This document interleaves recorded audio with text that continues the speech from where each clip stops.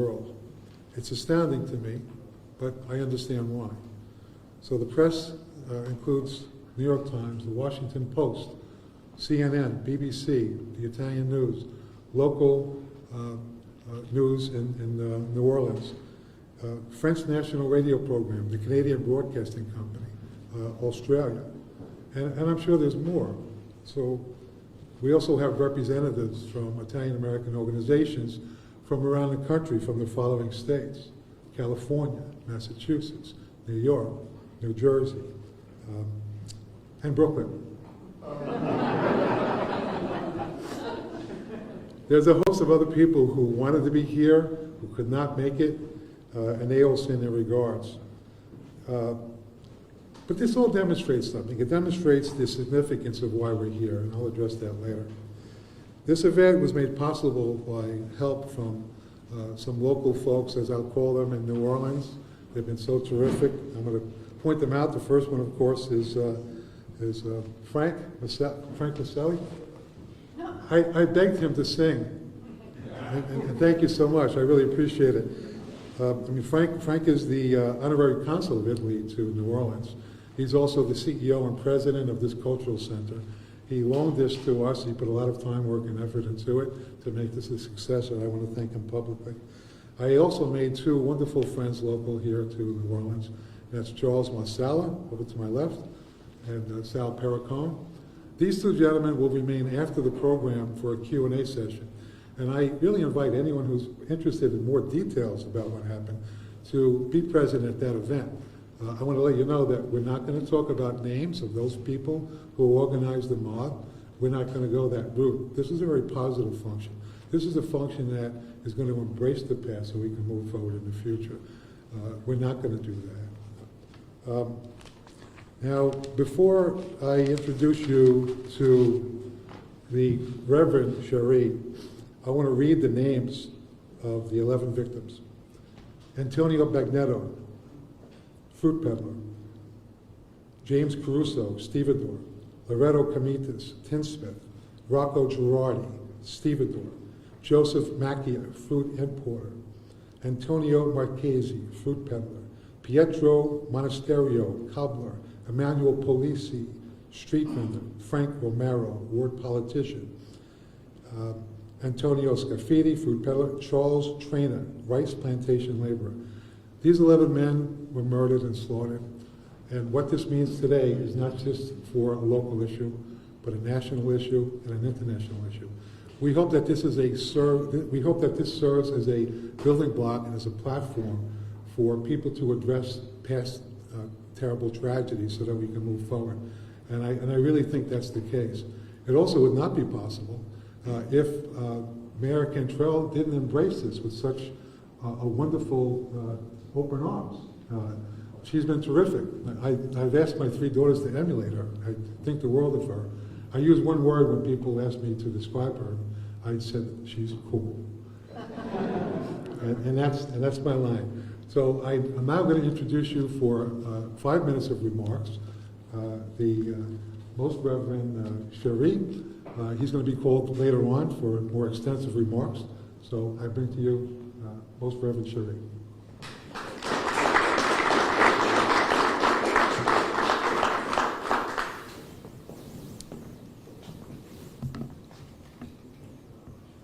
In the scriptures, there are many things that inspire us and renew our minds and hearts about what we should be about as children of God together. And I'd like to begin by calling us to the reality that we are all children of God. And as children of God, we need to recognize that we are called to reflect the fullness of the Spirit of God that is within each and every one of us to one another. That we are not only to see each other as strangers, but see each other as brothers and sisters in the divineness of God himself.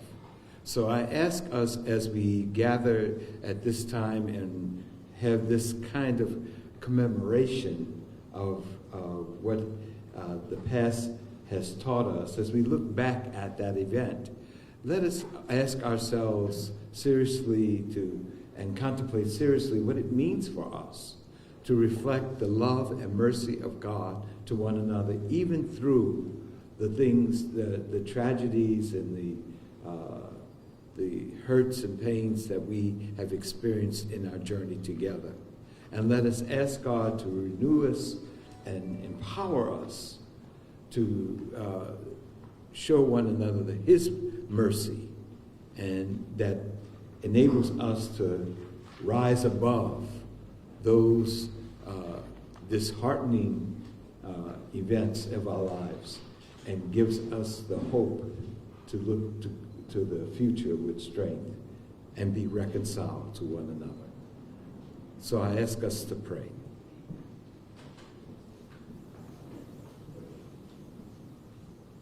Most powerful, almighty, eternal God, it is once again that a few of your chosen people come together and call upon your holy name, to look lovingly upon us as we gather to reflect deeply on the history, the time, a time in which we were misguided, a time in which we mistakenly took the life of those who really were instrumental in building up the community, our lives together in this country. We ask in a special way that you forgive us and give us the power to forgive one another, so that we can move forward with a sense and a purpose of what it means for us all to be your children, your chosen, your people, one, wholly united in faith and service in your name. We pray this as we pray all things to you who is Father, Redeemer, and Sanctifier of our lives. Amen. Amen.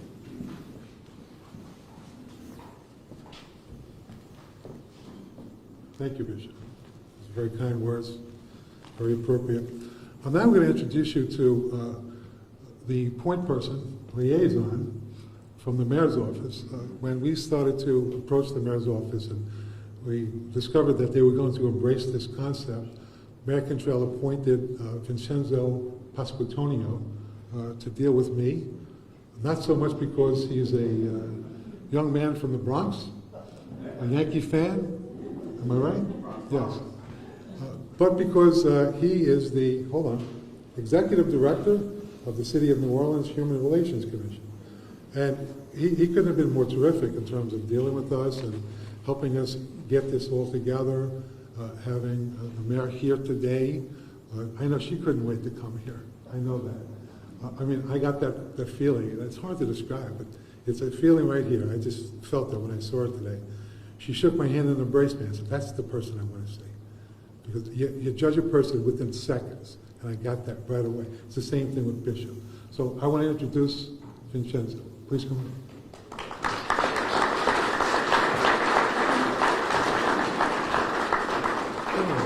Yay. Thank you for your kind words. I hope you don't mind that I'll stand next to the podium, because y'all wouldn't be able to see me at this height if I were to stand behind it. And I thought it would be nice before I introduce my cool boss, in recognition of my own ancestors who came to this country. If you'll indulge me, I wanted to give some remarks in Italian. They're very brief, and then I'll say them in English if you don't mind. So, buongiorno, signore e signori. Mi chiamo Vincenzo Pasquantonio, infatti ed io sono il direttore dell'ufficio dei diritti umani nella città di New Orleans. A 1891, 11 persone uccisero in un atto orrendo di pregiudizia ed odio, la conseguenza direttamente dei sentimenti contro gli immigranti. Tristemente ci sono stati tanti lynchings, specialmente nel sud della nostra nazione, e non fanno parte della storia documentata. Quindi, nei casi che abbiamo la conoscenza del passato, è giusto di comprendere i torti. Molti anni fa, la mia nonna nacque in una cittadina piccolina. Dalla piazza si vede il Gran Sasso d'Italia ed il mare Adriatico. Lei scappò la povertà, la fame ed instabilità politica. La vita è complicata, veramente. Lei arrivò senza documenti. Lei pianse ogni serata perché lei sentì la mancanza del mare. Non vide mai più i suoi nonni, infatti, ma la mia nonna fece quello che credette meglio per me tanti anni prima della mia nascita, perché le donne italiane sempre pensano tanti anni avanti. Io sto qui a vivere la vita che lei ha sognato per me. La mia nonna saggia disse che quando si sbaglia, ammette di aver sbagliato e chiede perdono sempre. Ma lei disse anche che quando si chiede scusa, si deve avere l'intenzione di non fare mai più. Mai più. Questo evento orrendo successe ad una volta di xenofobia e razzismo molto diffuso contro gli immigranti e gli africani americani in particolare. Noi sappiamo bene che questi sentimenti possono causare la violenza come 1891. Dobbiamo imparare dalle lezioni di 1991 e dobbiamo essere intenzionali con le nostre parole. Oggi New Orleans è una città accogliente perché sappiamo bene che quando noi accettiamo e abbracciamo la diversità facciamo buon progresso insieme, e quando non facciamone segue solo la sofferenza. Le nonne nel futuro, come la mia nel passato, che vengono qui dal Messico, dal Nicaragua, dal Vietnam o altri posti, in questa città saranno ben accolte, valutate e celebrate qui per sempre in questa città. Mille grazie.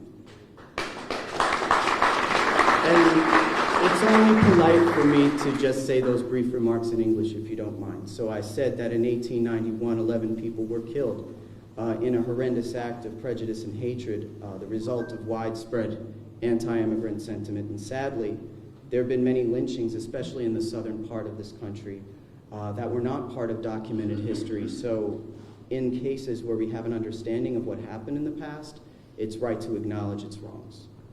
Many years ago, I mentioned my grandmother.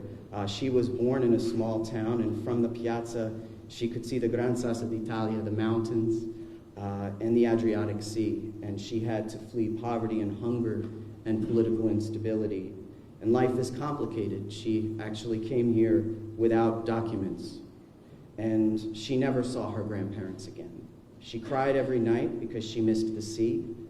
But my grandmother did what she felt was best for me decades before I was even born, because we know that Italian women always think decades ahead into the future. And I, like many of you, stand here living her wildest dreams for me. And she was very wise. She taught me that when you do something wrong, you apologize. But she also taught me that when you do apologize, you have to do so with the intention to not repeat your offense, right? It's like going to confession, you know. So never again. Mai più, you know. This event occurred at a time of widespread xenophobia and racism against immigrants and African Americans in particular. And we know that such sentiments can lead to violence now, just as they did in 1891. And so it's important that we be very intentional with our words. And that is how we can learn from the lessons of 1891. And today, New Orleans is a welcoming city. It was great to learn how to translate that into Italian. And we know that during times that we've embraced our diversity, we've made great progress. But we also know that when we fail to do so in our city's history, it's really resulted only in suffering. And future grandmothers such as mine who come here today, whether from Mexico or Vietnam or Nicaragua, should know that in this city, we welcome them, we value them, we celebrate them, and they matter. And so at this time, I would like to introduce someone who has championed a welcoming city for her entire career, for all New Orleanians. And I am just so proud to stand here today and introduce our mayor, our cool mayor, LaToya Cantrell. That's gonna stick. That's it. It's true.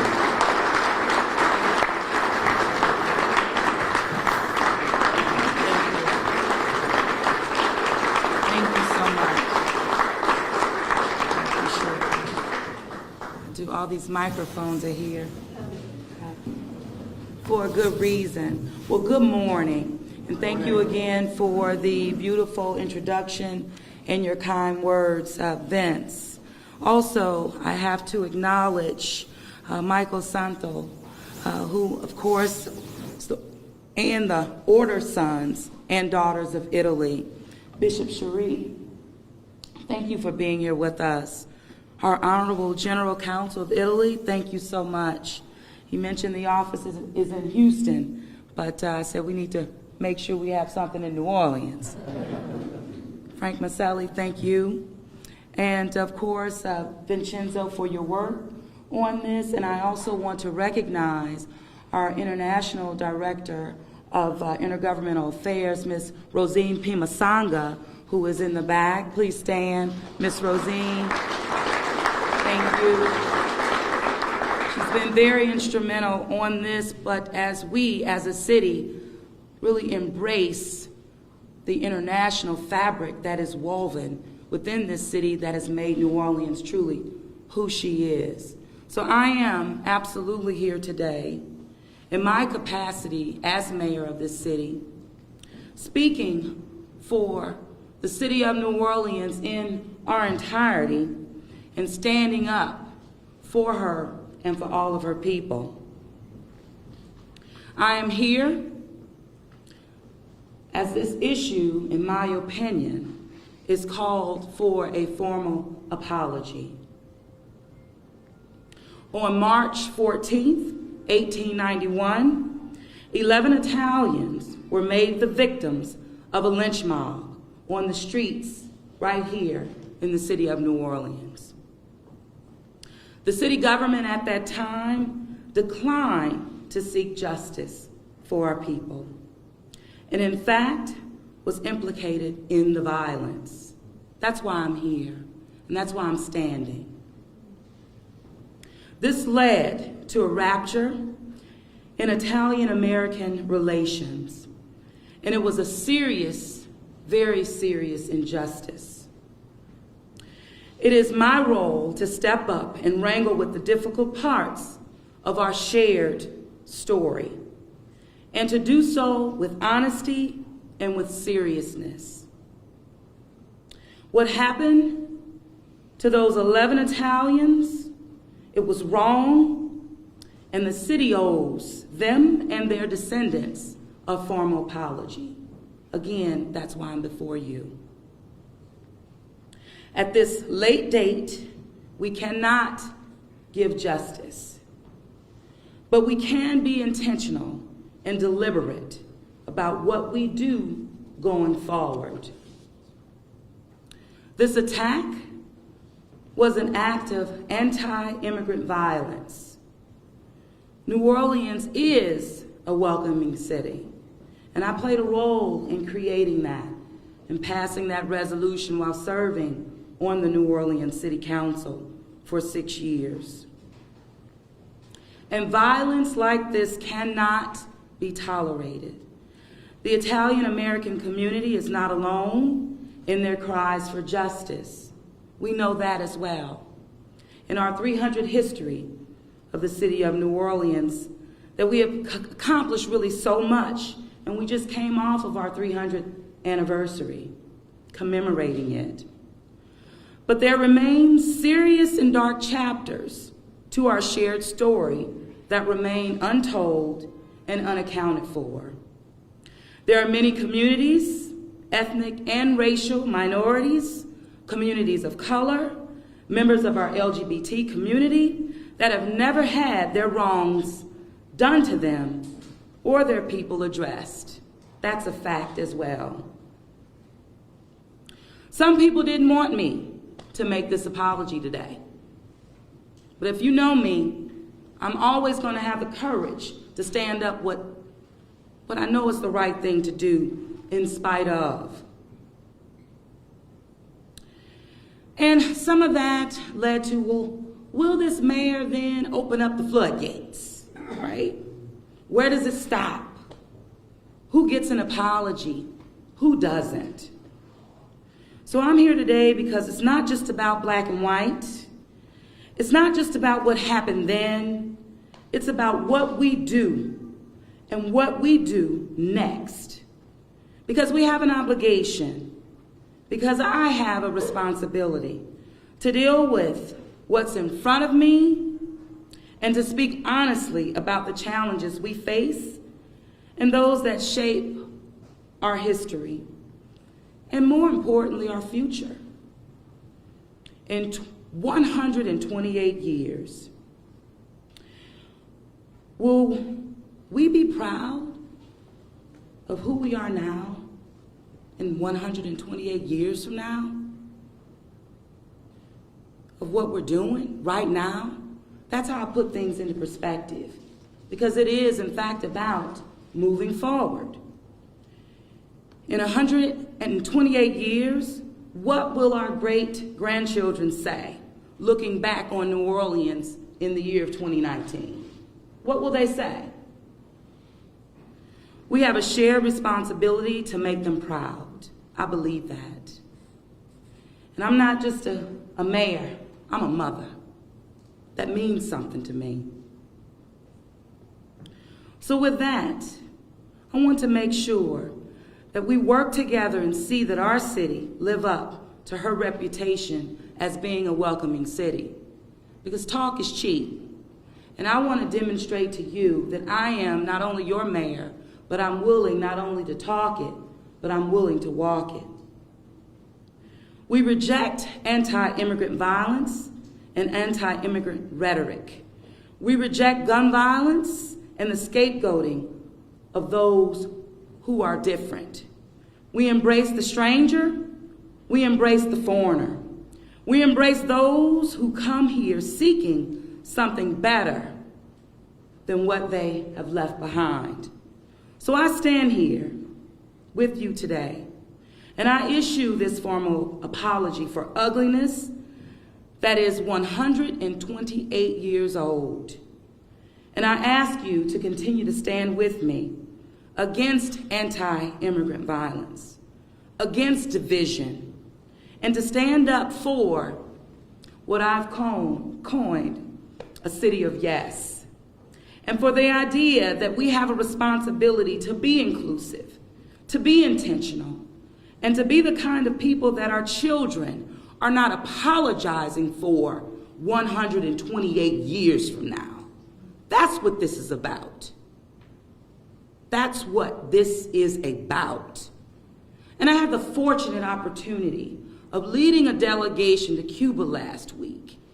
And one of the things that stuck with me, although there are many, and I will share with you at some other time, but what became crystal clear, that even 50 years ago, when there was a campaign to ensure that literacy was the priority of Cuba, 50 years ago, that nation, that community can stand today and say they are 99.6% literate, well above the United States of America, well above the city of New Orleans. But that was because of courage and leadership at the time that stood up for the people of that time and made an impact today.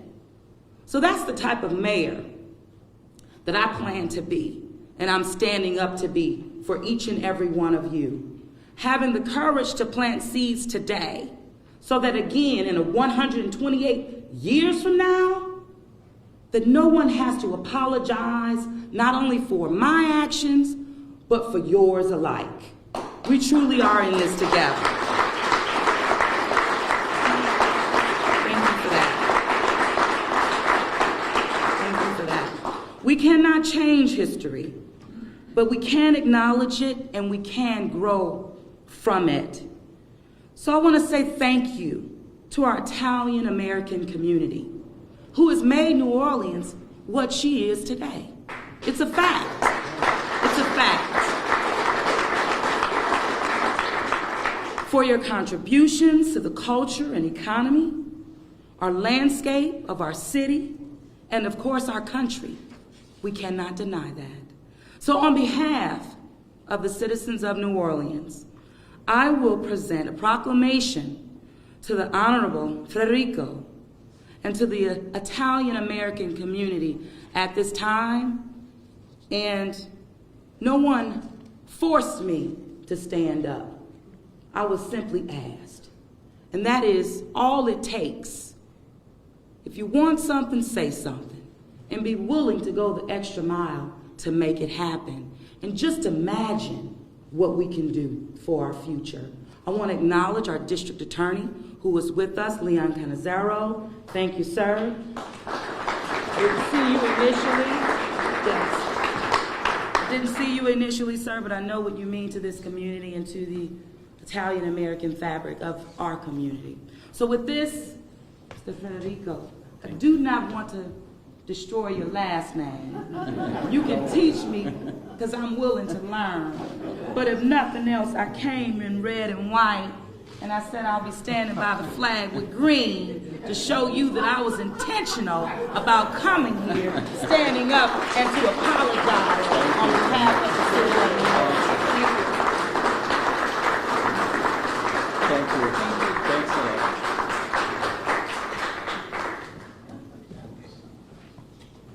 Thank you so much, Mayor. Thank you so much, LaToya. It's really an honor and a pleasure. I'm so glad that after 128 years we closed this sad page. This is something that we really deserve, all together, to continue towards a better future. And I would like also to remind the words that His Excellency, the Italian ambassador, just said. There is a great satisfaction of our government for a gesture that helps to heal 180 years old wound.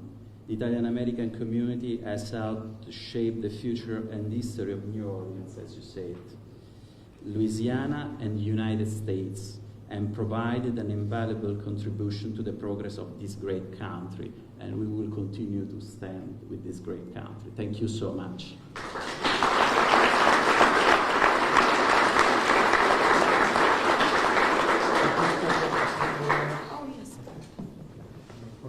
Oh, okay. I'm going to stand here.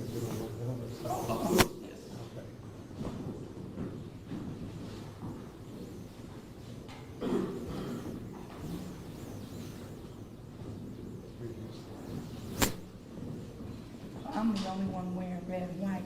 It's like I'm the tourist in New York. I was going to go. Don't leave.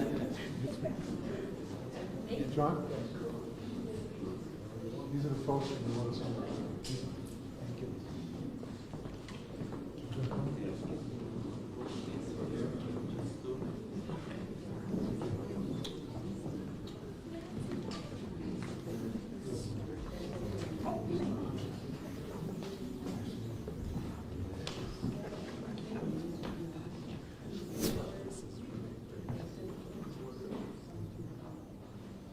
These people.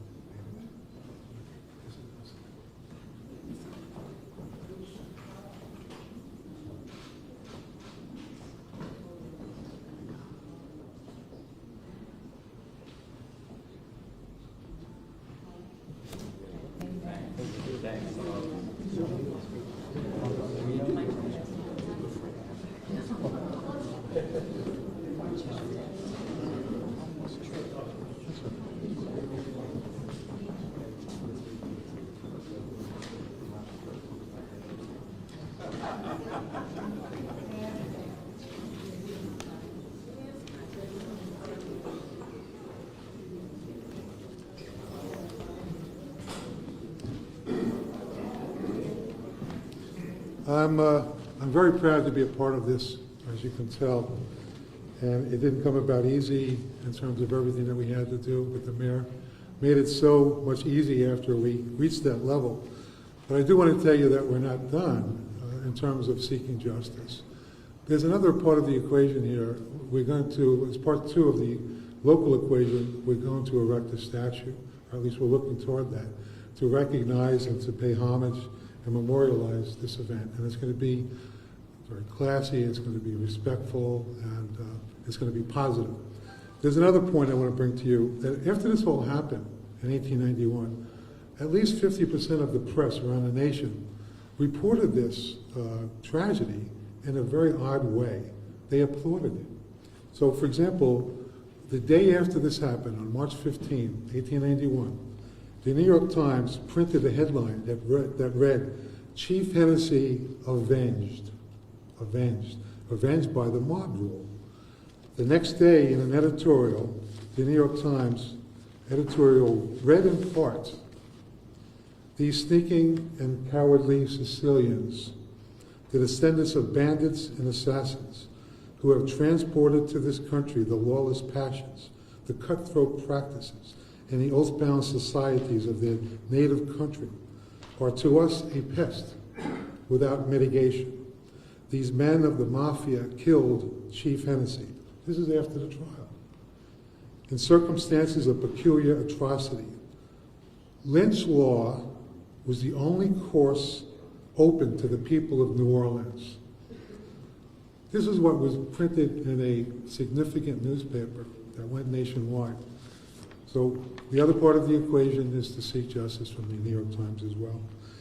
But this process also had other victims. The local Italian Americans here in this city suffered. The Italian Americans in this state suffered. The Italian Americans in this entire country suffered because it became a national issue. But even beyond that, the descendants of the people who are responsible for the mob rule, who live here today and practice in this particular city as business people and otherwise, they have had to have this stain on their shoulders and bear the burden of their family descendants doing that. I want to let them know, if they're here today, that we embrace you, and an apology goes out to you as well. We accept you who you are, and we are sorry that this happened as well. This is a positive event. I've said that 3 times. So let me say this. Let us no longer rest on the pain of complacency, but give us the resolve to refresh our energy and excitement about our ethnicity in order to regain our rightful place in America as proud Americans of Italian heritage. Let this serve as a lesson to us in order to face issues that are before us and to move forward in a positive fashion. I want to introduce you to some other folks who are going to make some remarks. First, let me say that Kevin Kyra, who is the National CSJ Chair, could not make it. He's running for office in his local jurisdiction in Massachusetts. He sends his regards.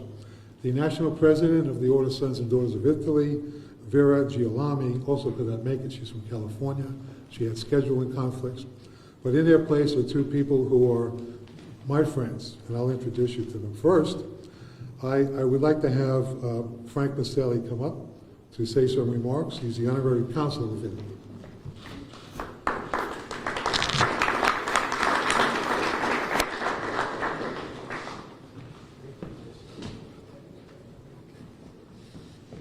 Well, I'd like to recognize a few people, some of our big supporters here for our American Italian Cultural Center, including Miss Peggy Wilson, Mr. Joe Canizzaro, Mr. Robert Lupo, Dr. LaCourte, John Carrere, some of our real supporters. Our mission here is to honor and celebrate the American Italian culture, past, present, and future. So we do a lot of things here. And so we were honored, absolutely honored to be able to host this great event. You know, as an Italian American from New Orleans, I am happy to see this chapter come to a close.